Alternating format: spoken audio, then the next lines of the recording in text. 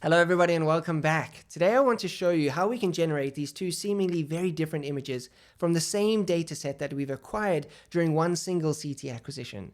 Specifically, I want to introduce the concept of post-processing, how we can take each and every pixel within this image and allocate a numerical value to that pixel. That value is what's known as a CT number or a Hounsfield unit. And I'm going to show you how we go about calculating those Hounsfield units. We then can take the Hounsfield units for each and every pixel in this image and match those units to a grayscale value. The matching process allows us to turn a numerical dataset into an image that we can actually interpret.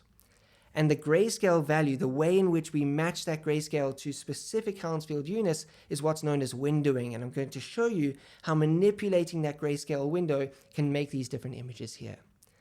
Now, before we've gone about post-processing and making these images, a couple of steps have to have occurred before this process, and I want to touch on those now.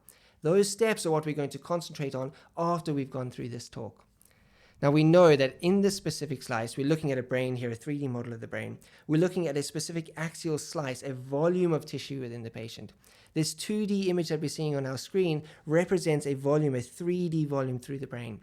And each pixel corresponds to a specific voxel, a volume element in the patient.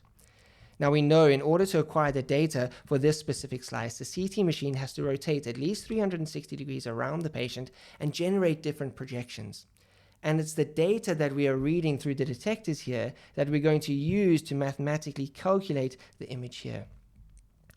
Now, when the CT machine is acquiring the data, it's getting an analog signal that needs to be converted into a digital signal. And then we need to pre-process some of that data. We've talked about interpolation. We might want to account for faulty detectors. There's a lot of pre-processing that happens that then gives us raw data. That raw data can be reconstructed, and it's that reconstructed data that we're going to use to ultimately convert into Hounsfield units. And that process of reconstruction is going to be the topic of the next 3 talks. Now, there are 2 key data measures that the CT machine needs to acquire. We've talked about transmitted X-rays, X-rays that have passed through the patient, been attenuated as they pass through the patient, and then hit our detectors. We also need a reference intensity of the X-ray beam. What is the intensity that we are projecting towards our patient? And we can measure that on detectors where that X-ray beam hasn't passed through a patient. And it's the difference in the intensity that we're projecting towards the patient and the intensity that's actually being measured on our detectors that's going to help us determine the degree of attenuation as X-rays are passing through a specific line through the patient. Let's look at specific voxels here. We've got a red voxel here that's on the insular cortex. We can see it here in our patient. And we can see a separate purple voxel here that's going to be in the white matter of the forceps minor here. Let's look at the specific slice here, and I'm going to look at this pixel here, the purple pixel. Ultimately, we need to figure out how much attenuation of the X-ray was due to the tissue within that specific voxel here. And that process occurs during reconstruction. Let's take a fictitious example here where we've only got this voxel of tissue with X-rays passing through it. It hasn't passed through tissue beforehand, and it hasn't passed through tissue afterwards. The incident X-rays will hit this specific voxel and then head off towards our detector. In this example, say we've got 100 X-ray photons, all of the same energy, then hitting our voxel of tissue. A degree of attenuation is going to occur, and that attenuation is either through the photoelectric effect or it's through scatter. Scattered X-rays aren't going to reach that detector in that line of the X-rays, and that scatter can be Compton or Rayleigh scatter. A certain fraction of those X-rays will be attenuated and the rest will be transmitted. In this example, 10% of the photons have been attenuated. The fraction of attenuation for a monochromatic beam over a known distance is what's known as the linear attenuation coefficient. The linear attenuation coefficient is represented by this sign mu here. I put a subscript p because we're talking about the purple pixel in our example. So the linear attenuation coefficient tells us what fraction of these X-rays will be removed from a monoenergetic beam over a known distance. So we know the pixel width here. Now, the linear attenuation takes the combination of both the attenuation due to the photoelectric effect, the Compton scatter, and Rayleigh scatter. We add up all that attenuation to get this linear attenuation coefficient value. Now, the linear attenuation coefficient is dependent on a couple of things. The first is dependent on the energy of the X-ray beam that's heading towards our tissue. Higher energies will result in less attenuation. It's more likely that X-rays will pass through that tissue because of those higher energies. We've looked at the likelihood of the photoelectric effect. It drops off rapidly as we increase incident X-ray energy. So an increase in incident X-ray energy is going to result in a decrease in the linear attenuation coefficient in this tissue, despite the tissue remaining the same. It's also dependent on the density of the tissue here. The more atoms that we have per cubic centimeter, the more likelihood there is going to be of having photoelectric or Compton scatter interactions. The same goes with the atomic number of the tissue. The higher the atomic number of the tissue or the material, the more likely there's going to be attenuation. If we take iodinated contrast, for instance, that's got a much higher atomic number than the average atomic number of tissue. And the last factor that it's dependent on is electron density. Now, when we're looking at tissues and CT imaging, this doesn't actually come into play as much as it would, say, in experimental studies. The tissue density and the atomic number of the tissue play a large role in what linear attenuation coefficient is going to be ascribed to each pixel or each voxel within our image. If we were to look at our red pixel, for example here, that attenuation could be different even though we've got the same monochromatic X-ray beam heading towards that tissue. That's based on the different tissue density and different atomic number of that tissue. Here we've got 20% of the X-ray photons being removed. Now we know that attenuation is not happening in a single pixel. It's happening in multiple pixels, or more specifically, happening in multiple adjacent voxels as those X-rays are passing through the patient. Let's look at this example here, and I want to show you why the term linear here can be quite confusing. In this example, after the X-rays have traveled a set distance here, we've lost 20 X-rays or 20% of the X-ray photons here. If we were to place the exact same voxel of tissue here adjacent to our previous voxel, we will get a 20% reduction in the intensity of the X-ray photons here. But the absolute number difference is now 16, not 20. We can repeat this process by placing the same voxel adjacent to the next voxel, and you'll see that each time that voxel of tissue is attenuating the X-ray beam by 20%. But our absolute number of X-ray photons that are being reduced is smaller and smaller as we move on. Here we're getting a reduction at 13 X-ray photons and 10 X-ray photons. And we can see that represented on the graph here. This graph is showing us how the absolute number of X-ray photons, as they're passing through a set volume of tissue, reduces in an exponential fashion, or a negative exponential fashion, rather than a linear fashion. The linear part here means that the fraction removed is the same. Now we can represent this photon loss using this formula here. N naught here, with the subscript naught, is the X-ray intensity, or the number of X-ray photons that are being released from the anode of the CT machine heading towards our patient. N here is the intensity or number of X-ray photons that are actually measured by our detector. This part of the equation here is showing us what fraction of these incident photons are being removed from the beam, and that will allow us to see what the remainder that is being transmitted towards our detector. The linear attenuation, as that increases, it's going to decrease the value of this fraction. We're going to get a smaller percentage of X-ray photons being transmitted through. The same with increasing the distance. The further we travel through a tissue, the more attenuation there's going to be. Ultimately, the number of X-ray photons reaching our detector is going to be lower. So in this example, I can calculate a linear attenuation coefficient for these specific voxels of tissue. This is assuming that these are 1 centimeter wide. It's just easy for my calculations here. Now, importantly, we can take this exact same voxel of tissue. It's got the same tissue density, and it's got the same average atomic number. But we can change the linear attenuation coefficient by reducing or increasing the incident X-ray photon energy. If we were to send a much lower intensity beam towards these voxels here, we could get a linear attenuation coefficient that is much different for the same tissue. That difference here is purely based on the differences in photon energy. With lower photon energies, we're much more likely to get the photoelectric effect specifically, but also more likely to get Compton and Rayleigh scatter. And that results in more X-rays being removed from the beam. In this example, we're getting 50% of the X-rays being removed through each volume of tissue here. Now, importantly, when we're looking at clinical examples, we haven't got the same voxel of tissue adjacent to one another. We've got multiple voxels of tissues, all with differing tissues, different tissue densities, and different average atomic numbers. So we're passing through a volume of tissue with adjacent voxels here. And we know that this volume of tissue ideally will be within the field of view of our CT machine. We talked about how we calculate that field of view. We've got X-rays of a certain intensity reaching that volume of tissue and then exiting towards our detector. Now, these linear attenuation coefficients of adjacent voxels are different from one another. And we need to manipulate this formula because now we don't have a single linear attenuation coefficient, but we've got multiple linear attenuation coefficients. Now, this is a known value. We know the incident X-ray intensity, and we know the transmitted X-ray intensity that's being detected by our detectors. We also know this distance here, the field of view that we've calculated before. This is the distance that we're trying to accurately calculate linear attenuation coefficient values for.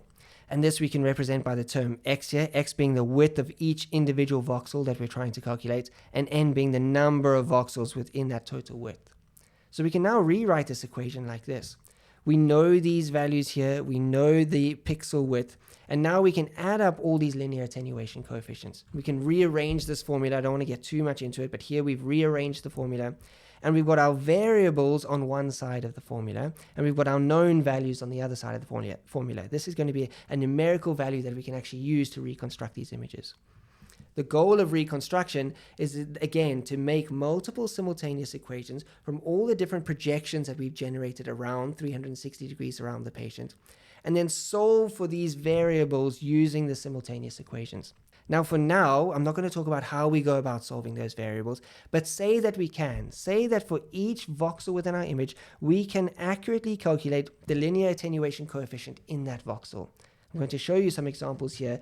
Now remember, these linear attenuation coefficients are specific for the scan that we're doing, specific for the energy of the beam that we're sending towards our patient. If that energy of the beam, the average energy of the beam, were to change, these linear attenuation values will change.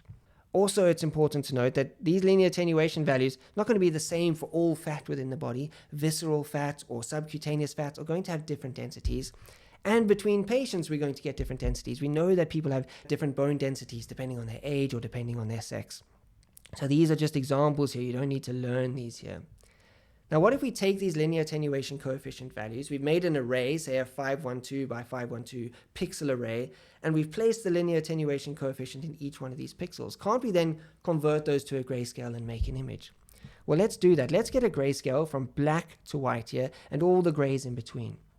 We make our lowest linear attenuation coefficient air, we make that black, and we make our highest bone, we make that white. If we were to place all of these tissues here on the scale, they'd all be very close to one another. The difference between fat and between gray matter, sorry, this is white matter and gray matter, is only 0.022 here. There's a problem when it comes to the scale. If we were to try and generate this image, it would end up looking like this. Very little useful clinical information here. Our bone is all blown out. We haven't got much differentiation in our bone. We can't see the outer table or the inner table of the skull bone here. We can't even see the sutures. So we've got no useful information there. And we can't tell really anything about the gray and white matter that's sitting within the cerebrum here. There's another issue here, is that the difference between the linear attenuation coefficient of air and compared to, say, water is about 1,000-fold difference. It's 1,000-fold difference here.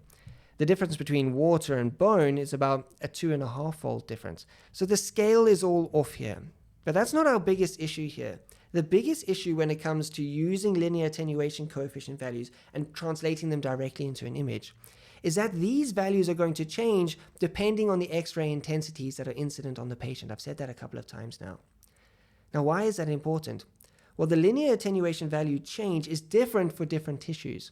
In bone, we get a lot more photoelectric effect than we do in, say, soft tissue. So if we increase X-ray intensities, we're going to get a rapid drop-off in attenuation through bone, and that's not proportional to the drop-off in attenuation in soft tissue. What we want to do is somehow standardize these values to a single value, and that's exactly what we're going to do. So we're going to change the scale, and we're going to standardize these values. How do we go about doing that? Well, we want to convert linear attenuation coefficient values into CT numbers or Hounsfield units. Now, in order to convert these numbers, we use this formula here, and it's simple if you go through it. The Hounsfield unit for a specific voxel of tissue, we take the calculated linear attenuation coefficient of that voxel, and we subtract the linear attenuation coefficient of water, dividing that value by the linear attenuation coefficient of water. What this does is it standardizes the linear attenuation to water. So everything is in reference to water. Now, why is this important? Well, we can do an experiment where we place water within the CT machine and we measure the attenuation values. Now we've got a reference value. It's a way of calibrating our CT machine.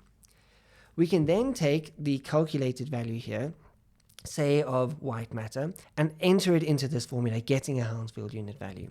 If we were to only use this part of the formula, we would again be dealing with decimals to the third or fourth decimal place. And that's why we multiply this by a constant, we multiply it by 1,000. So we're dealing with whole numbers here. It's much more usable, it's much more user-friendly. And that's the value of this constant here. We standardize that linear attenuation to water. Now what if there was water in that voxel itself? Well, water's linear attenuation will be the same here. The top, our numerator of this equation would be 0. Our Hounsfield unit for water will always be 0. Now that's really handy because anything that has a positive Hounsfield unit value is going to be more attenuating than water, and everything that has a negative Hounsfield unit value is going to be less attenuating than water. So we've got a standard point. Water's Hounsfield unit value is always going to be 0. We can then plot those Hounsfield unit values on a scale. Now remember, if the X-ray intensity changes, water's Hounsfield unit value is not going to change. The Hounsfield unit values for the other tissues are going to change ever so slightly, less drastically than our linear attenuation coefficients, because we've now referenced them or standardized them to water. Air is also a value that changes very minimally. Because air's linear attenuation is so low, this part of the equation is very close to -1. Okay, so now we've converted our linear attenuation coefficient values into CT numbers or Hounsfield units. You can see these round numbers, they're much easier to deal with than these multiple decimals here. And we can see that the changing of Hounsfield units, just a couple of Hounsfield units, is going to represent a very small change in the actual density or linear attenuation coefficient here. And that small change we can link to a grayscale value and see those differences. So let's try and do that. Let's bracket the tissues that we actually want to see in our image. Let's go from air to bone.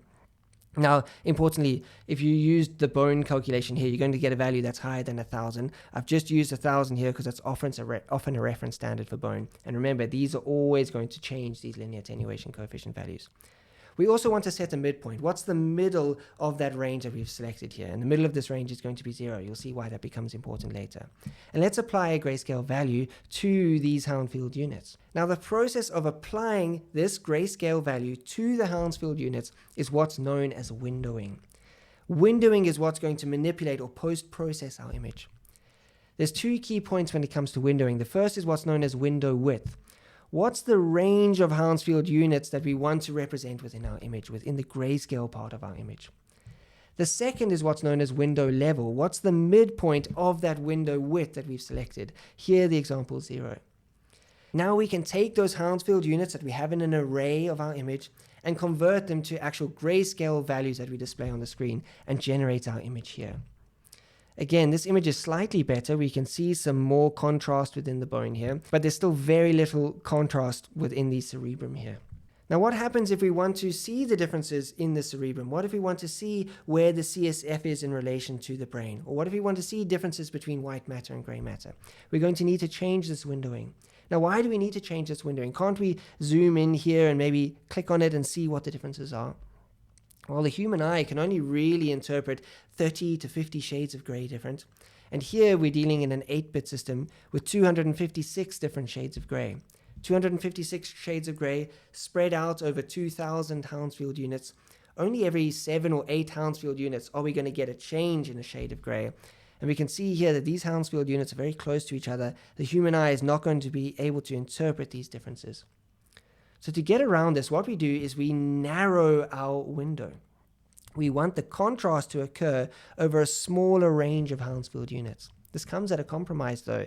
Everything in this example above 80 Hounsfield units is going to appear white in our image. Everything below 0 Hounsfield units is going to appear black. Fat and air are going to look exactly the same. They're going to be black.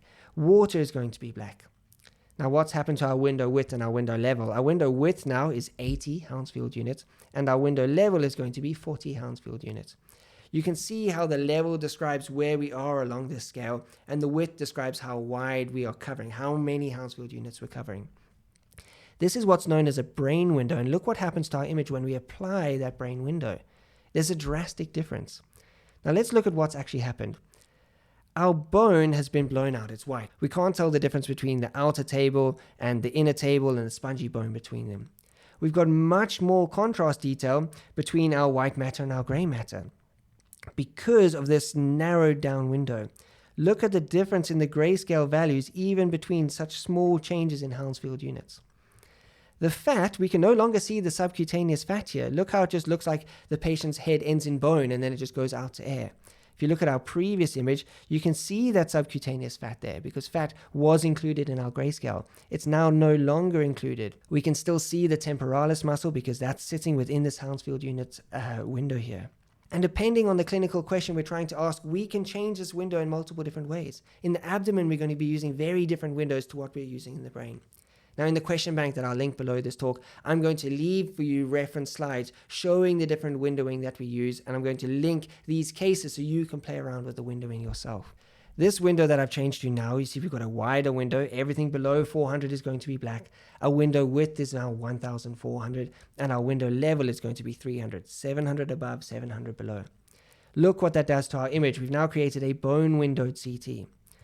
We want to keep air black because it's important in bone-windowed CT to see if we've got pneumocranium. We want to be able to see air within the cranium if we've got fractures within the bone. See how we can see the sutures now better. We can see the lambdoid suture here. So the windowing allows us to answer different questions, allows us to get contrast in the tissues that we're interested in. So hopefully you can see how we go from that raw data acquisition. There's some form of calculation that happens that gives us linear attenuation coefficient values. And we now know what those linear attenuation coefficient values represent. We also know how to convert those using this formula here into CT numbers or Hounsfield units. They're the same thing. We can then take those Hounsfield units, place them on a scale, and then put a grayscale that matches those Hounsfield units. And where we place those grayscales and how wide that grayscale is what's known as windowing, and will manipulate our image. Now, why have I talked about this prior to talking about the pre-processing and the reconstruction? Well, the calculations that go into actually figuring out what the linear attenuation coefficient in a voxel is a little bit more complicated than I may have suggested.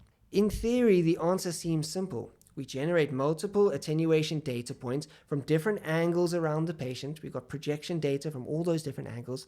And then we back calculate. We calculate those simultaneous equations. We figure out those unknown variables. And then we use those to do what we've done in this talk. It's a little bit more difficult than that in practice. This was the example that we looked at first. Now, there are two key differences in real life.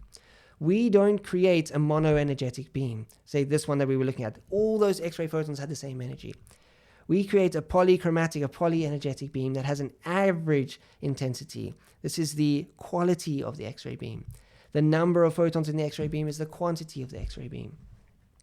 Now, if our linear attenuation coefficient was the same as what we looked at before, we would see that we get 80 photons coming through. But what's happened here? We've preferentially attenuated lower energy X-rays. We know that attenuation happens more at lower energies. Therefore, the average energy of our beam has increased. If we were to place another voxel of tissue here, what's changed? The average energy has changed. We know that with higher incident X-ray energies, we're going to get a lower linear attenuation coefficient. We're going to reduce the fraction of X-rays that we are removing from this beam. The beam then, as a result, has a higher X-ray energy, a higher average energy. And as this process continues, we proportionally remove a smaller and smaller fraction of X-rays, whilst our beam is simultaneously having a higher average energy. And if you think about this across the entire length of a patient, the average energy of the beam can change quite a lot. This is what's known as X-ray beam hardening. The absolute number of X-rays as well has changed that reaches our detector. So that value that that's reaching our detector is not perfect for the linear attenuation that's happened through our patient. It's quite hard now to solve that simultaneous equation with an incorrect answer. Not only that, but we can have scattered X-ray photons that are coming from different areas but are contributing to the linear attenuation that we're calculating in this specific line across our image.